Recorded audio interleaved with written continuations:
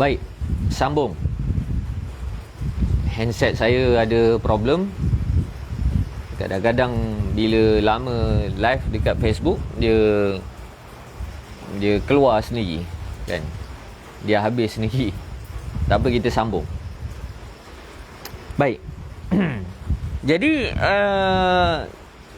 dari kedegilan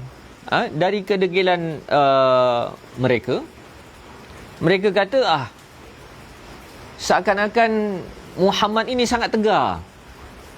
Kalau Muhammad ini meneruskan ketegarannya, elok kita belah je lah. Ayuhlah kita beredar dan terus kekal dengan agama nenek moyang, sehingga Allah menjatuhkan keputusan antara kita dan dia. Jadi bila mereka tengok Nabi ni tegar, Nabi ni tegar dan tegas, mereka katakan, baik kita belah lah.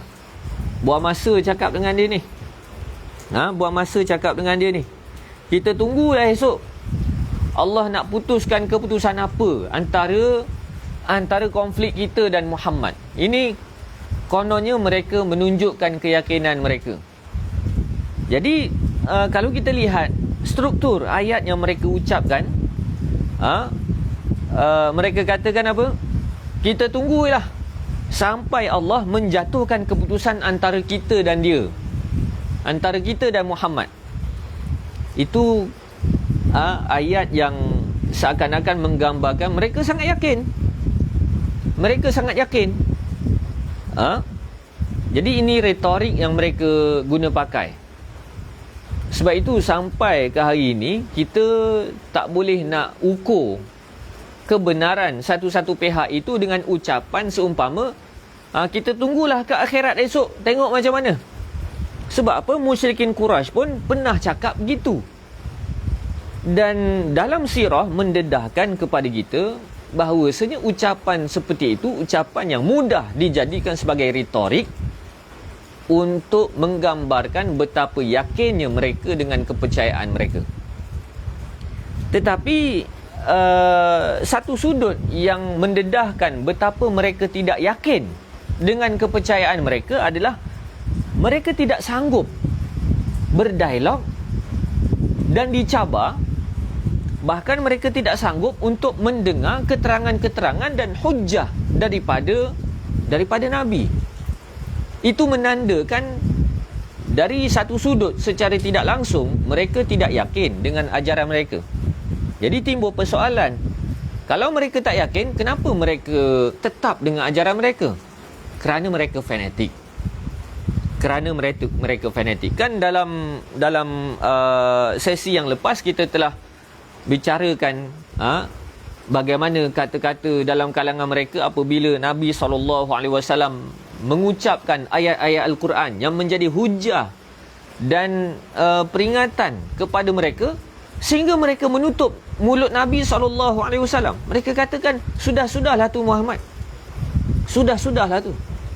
Itu menandakan sebenarnya mereka tidak yakin, mereka sendiri tidak yakin dengan anutan mereka, dan mereka tidak sanggup anutan mereka dicabar secara hujah.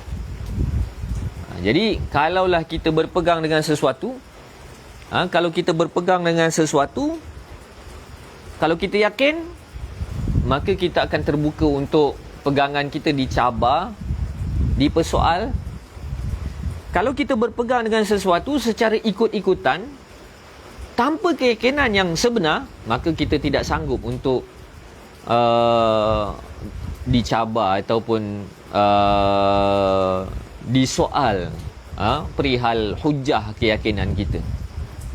Jadi sebab itu para ulama yang benar-benar yakin dengan Islam, sampai mereka boleh baca Injil, mereka boleh baca Taurat, sebab mereka yakin dengan apa yang ada dalam Quran sudah cukup meyakinkan, dan dari pengetahuannya terhadap Al-Quran mereka boleh mendedahkan penyelewengan dari ajaran yang lain. Jadi dari kedegilan mereka, antara ayat yang menarik yang terkait adalah dari surah Sad ayat 6. Allah katakan, wantalaqal mala'u minhum animshu wasbiru ala alihatikum inna hadza la syai'un yurad. Mereka katakan, Allah katakan selepas perundingan itu gagal, mereka pun beredar, pembesar-pembesar musyrikin Quraisy pun beredar. Di kalangan mereka kata, kita belah je lah. Kita belah je lah. Dan kita tetap kena sabar dengan anutan Tuhan kamu semua. Sesungguhnya ajaran yang benar ni ajaran kita lah, tak ada lain. Ini Allah gunakan perkataan wasbiru, mereka bersabar dalam kesesatan. Jadi sabar ni bukan semata-mata sabar dalam kebenaran. Mempertahankan kesesatan pun ada sabar. Sementara tegas tetap dengan kebenaran, Al-Quran menggunakan istilah istiqamah, bukan semata-mata dengan istilah sabar, yang ada perspektif positif dan negatifnya. Adapun istiqamah mesti menunjukkan kepada jalan yang benar. Jadi kita tak boleh kata dia ni istiqamah merompak kan. Dia ni istiqamah dengan ajaran yang tak betul tu. Kita tak boleh gunakan istilah istiqamah pada kesesatan, pada maksiat, pada penyelewengan. Kita tak boleh guna perkataan itu kerana kita perlu jaga disiplin istilah-istilah Al-Quran supaya bersesuaian dengan konteks yang telah dijelaskan oleh Al-Quran. Jadi kalau kita nak bahaskan panjang, dah azan pun, rasa sekadar itu sahaja. Wallahu alam. Assalamualaikum warahmatullahi wabarakatuh.